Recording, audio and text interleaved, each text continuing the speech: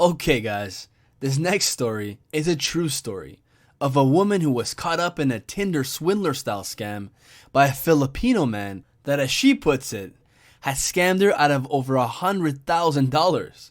And he left a trail of 12 other female victims in just a span of 1 year. This story is full of deceit, lies, betrayal, and emotional blackmail. The woman in this story gives us her traumatizing account of surviving a brutal scam by a heartless criminal from the Philippines. This story should be used as an example of what not to do when dating, visiting, or traveling in Southeast Asia. Here it goes. My routine was quite the same every day, hearing my alarm bell go off, going to work, having a meal, and going to sleep, and then rinse and repeat. Life felt mundane and boring, and I wanted something that would break me out of this cycle. So I decided to download Tinder. I was a single woman and was looking for a kind and genuine guy. And since I date to marry and I was teetering on 30, I was looking for the same in my potential partner. I began swiping left and right and stumbled upon a profile with an attractive Asian guy. We were the same age, and going off of his Tinder bio, he seemed to be the perfect guy. His name was Tony. He was 29 years old, was in Manila, Philippines. He studied business, his hobbies were tech, and what he forgot to add was single woman with money, something that you'll find out a bit later. He literally had his whole resume on his bio. Although it was kind of nerdy, in the moment, I found it to be endearing. Tony messaged me, and I introduced myself to him, blind to the fact that I would be his next willing victim. He messaged me consistently for about 6 months, building up trust. I felt like I knew him, and I shared more than I should have, which probably worked in his favor. Tony built up this persona of someone wealthy and would send me pictures of himself flaunting luxurious brands, and he even mentioned to me that he was connected to powerful people in the Philippines. In full faith that this was my dream man, I booked a ticket to the Philippines. Once I landed in Manila, I settled into my hotel. Tony sent me a location of a restaurant where we would be meeting. I was nervous and excited at the same time. He was just as charming as he was over the phone. Conversation was flowing until I noticed he asked me about my financial stability and wanted to know exactly how much I earned. Although this sounds strange in hindsight, in the moment, I didn't think much of it. So I'm going to break down our relationship into phases. The first phase was the flattery phase.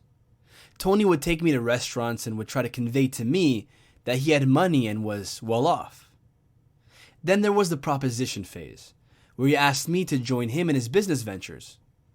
Tony knew that I was a business owner and wanted me to invest in some of his projects, which I gladly did out of love.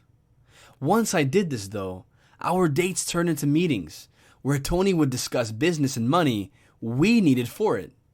The lovely eyes and kind words began to fade away. He started to make me feel that I was just a source of money for him.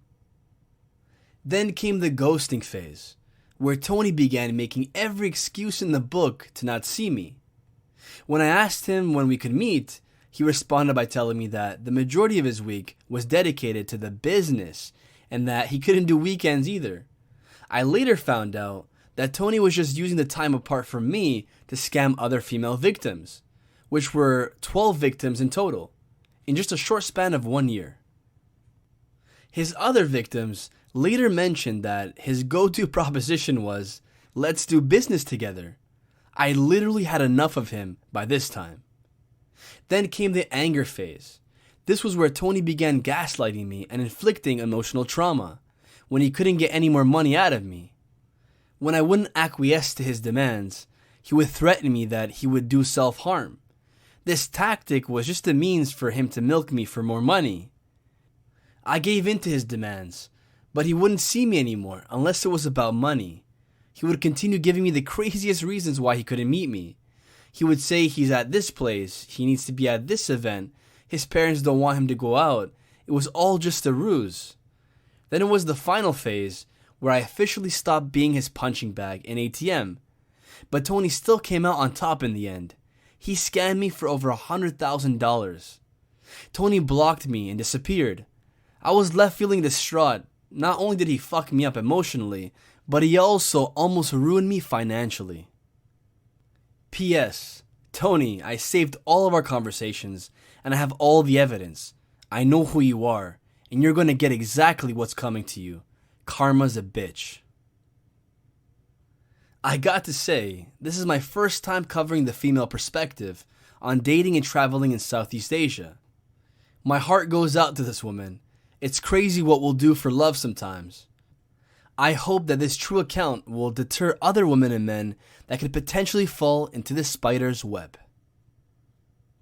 I hope you guys use this true story and others like it as a resource on the do's and don'ts when traveling, living, or dating in Southeast Asia. Stay tuned for the next true story on Southeast Asia Stories.